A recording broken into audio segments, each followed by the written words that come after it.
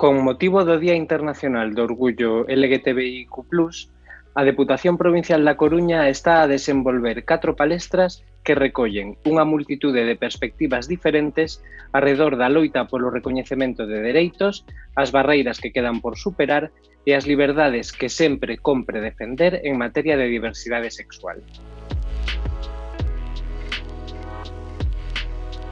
Hoxe falaremos sobre infancia e adolescencia con Noemí Díaz e Inés del Río, expertas en 2 ámbitos esenciais para o desenvolvemento das crianzas, como son a educación e a saúde. Inés del Río traballa como pediatra de atención primaria dende hai 20 anos e con especial atención á bioética dende hai 7. É voluntaria de Médicos do Mundo, onde participa como vogal de Dereitos Humanos e Xénero en Galicia. Noemí Díaz é profesora de Bioloxía e Xeoloxía no IES Eusebio da Guarda da Coruña desde fai 2 anos e, ademais, coordina un contrato programa sobre igualdade e diversidade no seu centro. Na actualidade, é vicecoordinadora da Rede Educativa de Apoio LGTBIQ+ de Galicia e tamén integrante da Asociación Les Coruña. Ola, Noemí. É habitual que cando falamos de diversidade sexual nas aulas adoitemos pensar na falta de acceso e disponibilidade de recursos ou na invisibilidade da diversidade sexual no currículo obrigatorio. Sen embargo, non adoitamos falar do profesorado que, pese a estas dificultades, fai o esforzo por incluir nas súas programacións o traballo de igualdade. Que supón neste contexto a creación da Rede Educativa LGTBIQ+ de Galicia?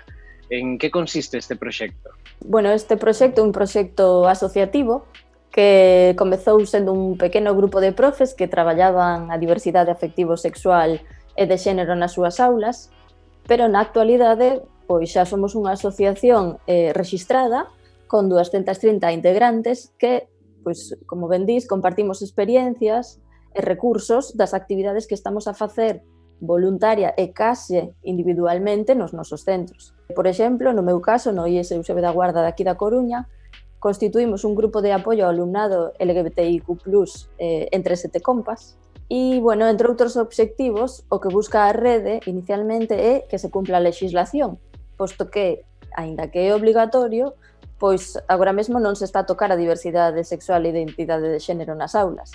Entón, para isto tamén queremos fomentar a formación do profesorado en diversidade afectivo-sexual e de xénero, porque ás veces temos moita vontade, pero non temos a formación pertinente. Entón, hai xente, pois hai profes que teñen medo a meter a pata, non? E outro dos obxectivos tamén moi importante é servir un pouco de espazo seguro para que o profesorado LGBT pois se visibilice sen medo a represalias. O 28 de xuño do 2019 celebramos o 50 aniversario dos disturbios de Stonewall. Pregúntome, como é a percepción do alumnado sobre a diversidade afectivo-sexual e de xénero e como ten mudado neste tempo? Ben, eu penso que con respecto a nós, non, a cando éramos adolescentes, pois que son máis abertas e abertos, que de feito hai moitísimo alumnado que se identifica como bisexual, é dicir, que non se pechan portas, non? Ademais, teñen algo moi bo que é que teñen acceso instantáneo a internet, co cual poden consultar os seus sentimentos, as súas emocións, o que lles pasa, o que lles está a pasar ao resto, non? Isto inmediatamente co móvil. Pero, bueno, tamén ten a súa parte negativa, porque a información está agora mesmo moi polarizada, entón, con isto poden atopar información moi negativa e crítica. De base, a rapazada, de por sí, pois non ten prexuizos, non? Son como dicir seres puros. Estes prexuizos van aparecendo despois, maioritariamente, por desgracia, polo que escoitan na casa. Entón, pois un pouco a nosa tarefa é atallar, eliminar eses prexuizos canto antes. Atendendo especificamente ao alumnado do colectivo LGTBIQ+, que demandan eles? Quere dicir, ti como docente estás diariamente ao seu carón, polo tanto, cales crees que son as súas necesidades hoxe en día? As necesidades son as mesmas que tiñamos nós. É dicir, basicamente o que necesitan é alguén no que reflectirse, non? E sentir esa aceptación, pois non verse como bichos raros, porque aínda que, como dicía antes, teñen moita máis información con respecto a que tiñamos nós, aínda así necesitan eses referentes de carne e oso, non? No momento que un alumne LGBT sabe que tires do colectivo, cambia a cara. Vamos, é unha alegría. De feito, a min pasoume que me din ai, eres a primeira lesbiana que coñezo. E claro, pois non, ás veces choca, porque non coñecen a ninguén máis. Entón é como un pouco o noso labor. Por iso, desde a rede, consideramos fundamental que o profesorado do colectivo LGBT pois, se visibilice para dar este referente ao noso alumnado. Que ademais eses referentes non van servir só ao alumnado LGBT, sirve ao alumnado en xeral, porque o feito de ter unha profe lesbiana normaliza, no? Porque o que non se ve é como se non existira. Entón, a nosa rapazada ten dereito a coñecer a diversidade que hai ao seu redor. Para que? Para así poder respectala. Xa temos falado do profesorado e do alumnado LGTBIQ+, por rematar, que pasa co resto das persoas hetero que forman parte da comunidade educativa? Penso pois no persoal de servicios, penso noutros docentes, nos pais, nas nais. Cal é o seu papel como persoas heteroaliadas, se se lles pode chamar así? A verdade é que tamén lle chamamos heteroaliadas, sí. Pois, bueno, é un papel super necesario. De feito, a maioría das persoas que conforman a rede, que somos 230 persoas neste momento, pois a maioría son heteroaliadas. É unha cuestión pois, de empatía, non? Porque eu podo loitar contra o racismo sen ser unha muller racializada, porque ben sabemos que o machismo non é unha cousa só de mulleres, e eu podo loitar contra a transfobia sendo unha muller cis. Entón, estamos a dicir que é unha cousa de dereitos, que toda a cidadanía ten os mesmos, o sea, ten que ter os mesmos dereitos e oportunidades, que ninguén pode quedar atrás. A nosa rapazada ten dereito a ser e sentir e a expresalo libremente. Entón, bueno, resumindo, que basta xa de armarios, naturalicemos realidades. Moitas gracias, Noemí, pola conversa e moita forza tamén por todo o traballo que estades a desenvolver dende a rede. Pregúntolle agora Gracias a vos, a Diputación, grazas. Pregúntolle agora a Inés del Río, pensando no ámbito da saúde. Conversar sobre saúde é moi importante, pero máis se o facemos dende unha actitude de escoita e de responsabilidade colectiva. Penso, Inés, que isto está moi presente na túa traxectoria.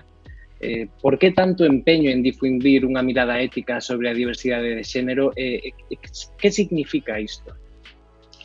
Pois a verdade é que penso que con esta mirada ética gañamos todas as persoas, porque esta mirada vai máis alá do respecto como dereito humano fundamental, como mínimo ético.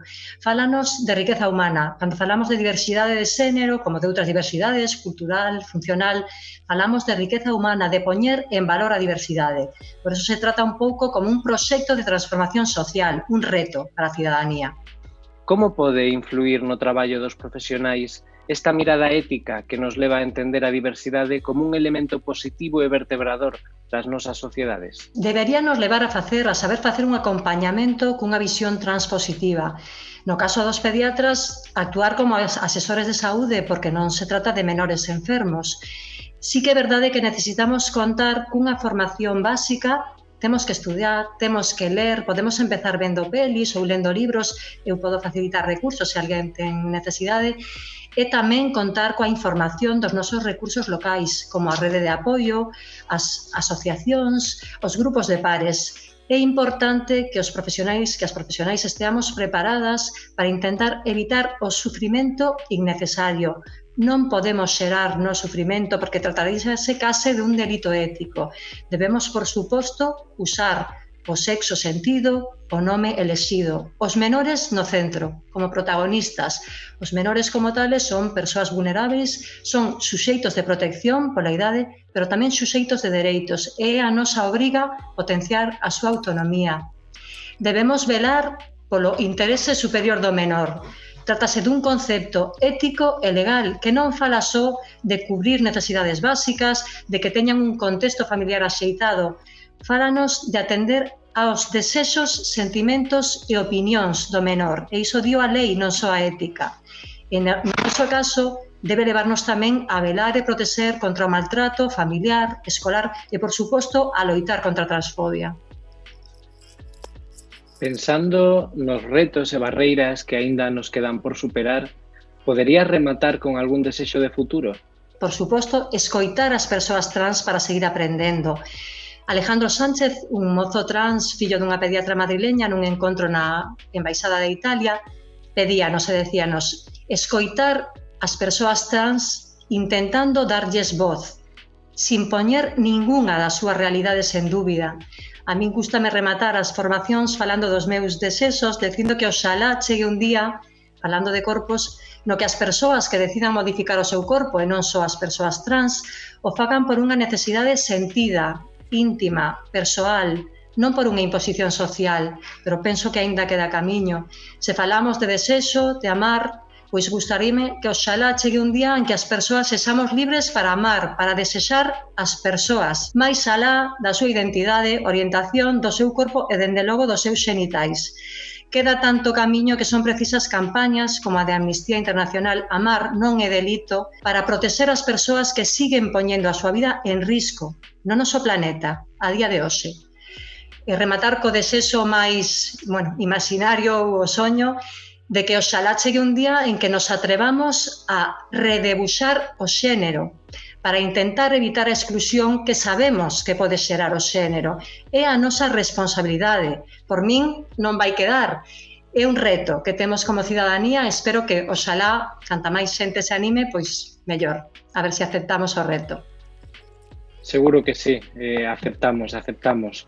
Quedan moitas ideas para pensar. Rematar simplemente agradecéndolle a Inés e a Noemí formar parte desta palestra online. Máis nada, ata pronto, bo orgullo. Gracias. Grazas. Hasta logo, grazas, chao.